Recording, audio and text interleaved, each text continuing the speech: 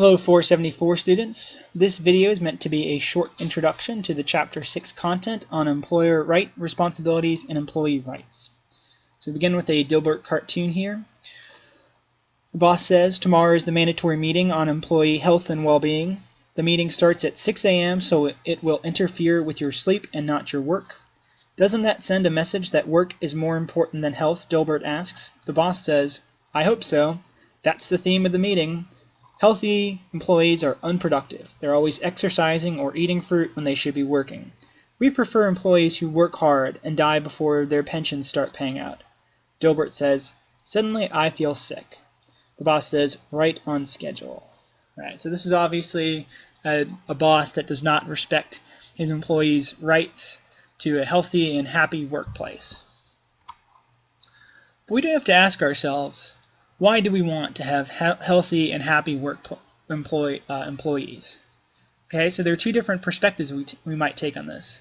We might say that employers decide to treat employees well as a means to produce greater productivity, to produce greater workplace harmony and productivity. So in other words, you treat employees well because if your employees are satisfied, they're more likely to achieve a higher level of job performance.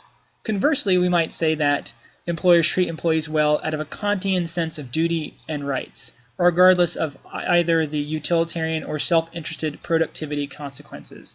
So in this instance, we might say that the boss in the Dilbert cartoon is violating the Kantian perspective because he does not respect the individual rights of employees to a safe and healthy workplace. Ultimately, it may not matter what employers' motivations are, whether they're treating employees well because it's good for productivity, or because they're treating employees well simply because it's the right thing to do. But ultimately, what we do need to figure out in this chapter is how can employers treat employees fairly and respect their rights. And we do believe that this does have a link to greater productivity. So it's important to consider due process, and your book will discuss this in several different contexts. Due process is the right to be protected against the arbitrary use of authority. And if you've heard of due process before, you've probably heard of it in a justice or legal context, but we can also apply it in a human resource context within an organization. So for example, due process in the workplace would say that an employer's authority over employees needs to be managed appropriately and not abused. So we could look at a variety of different contexts such as employee selection, so hiring. We could look at performance evaluations, making pay and promotion decisions. We could look at the distribution of tasks and work. We can look at hours that an employee might work, and we can say that employers, while they're going to exercise control over their employees, they need to do so appropriately and not abuse their authority. Employment at will has been brought up as an instance in where employers may potentially abuse their authority. This would be an instance where an employee could quit their job at any time, and an employer can fire an employee at any time. Okay. Now, there are of course exceptions, so we have civil rights laws that prevent employees from being fired because of things such as their gender or their race, and the list goes on and on and on. So there are of course exceptions to this rule. Additionally, if an employee has a contract, we would say that employment at will would not pertain. There are, in fact, though, ethical reasons to justify employment at will. Now, we could draw upon both the utilitarian and the deontological perspective. So we might say, for example, from the utilitarian perspective, employers have a right to total discretion over employment, so that gives managers the ability to make efficient decisions that could contribute to the greater overall good. We might say that employers also have a right to control their private property and control who is actually working for them and using their property. But despite the fact that employment at will can be mutual in the sense that an employee can quit whenever they want and an employer can fire the employee whenever they want, it still can be perceived as a little bit one-sided in a practical context. In other words, employees depend upon their jobs a great deal for their income and their well-being. And thus, the loss of a job suddenly can be very detrimental for an employee, and we might suggest that it is more detrimental for the employee than for the employer. And as I mentioned before, there are of course exceptions to the employment at will, which can include civil rights laws, labor laws, instances where there is of course a contract. Performance evaluations. There are many problems with performance evaluations in a workplace. Oftentimes, as you'll see, as we'll discuss in the exercise on inter-rater reliability and supervisor evaluations, there are problems in the sense that there's not great consistency between supervisor ratings of performance. You can see here in the cartoon, the boss says, "You participate with enthusiasm during staff meetings and never hesitate to offer a creative suggestion or opinion. That has to stop." This would be an instance where someone is experiencing a bad performance evaluation. If you've been evaluated before, you might have had a similar poor experience. Similar to the discussion of due process in the beginning of this video, we could talk about due process in employment context. We might say, are the employees, the stakeholders in this instance, being treated effectively? Are the employment outcomes handed out fair? Are employee interests and rights being protected? Are employer rights also being protected? So we might consider due process and the right to be protected against arbitrary authority in the context of performance appraisals. And your chapter will discuss this in greater depth. We might also consider health and safety in the workplace. So how can we encourage a safe and healthy workplace for our employees and our consumers as well? Oftentimes it is difficult to completely remove risk from the work environment.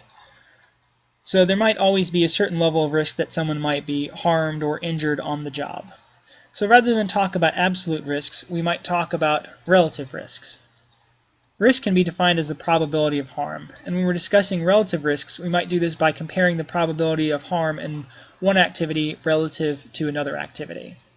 So for example, when an airplane crashes and we hear about the death of passengers, it is of course an unfortunate event, and this oftentimes can scare many travelers into not wanting to fly. However, we can remind ourselves that the risk of an airplane crashing is actually lower than the risk of getting into a car accident. Of course, the negative effects of crashing an airplane can be much more catastrophic perhaps in some contexts than crashing a vehicle. It still helps to reduce some of our fears when we think about the probability of an accident in one context versus another. We'll also discuss discrimination in this chapter and in this module in general. Discrimination does persist within the U.S. still, and your book will discuss many instances of discrimination pertaining to race, age, and then also gender discrimination. So as an example, women face challenges that are distinct from those that are faced by men. Women and men are both subject to gender stereotyping but suffer from different expectations in that regard. For example, a woman who's aggressive in the workplace may be considered a bully, while a man is deemed to be doing what he needs to get ahead. So when we're talking about ethics in the workplace, we must also consider how to avoid discrimination. Affirmative action programs are programs that have been implemented with mixed success in order to reduce discrimination in the workplace. Some of the affirmative action approaches that have received the most criticism include quota systems, in which organizations say that a certain number of minorities must be hired regardless of their qualifications, and actually have a specific number in mind. This has been considered to be in the courts unfair and unethical, and has been cited as examples of reverse discrimination.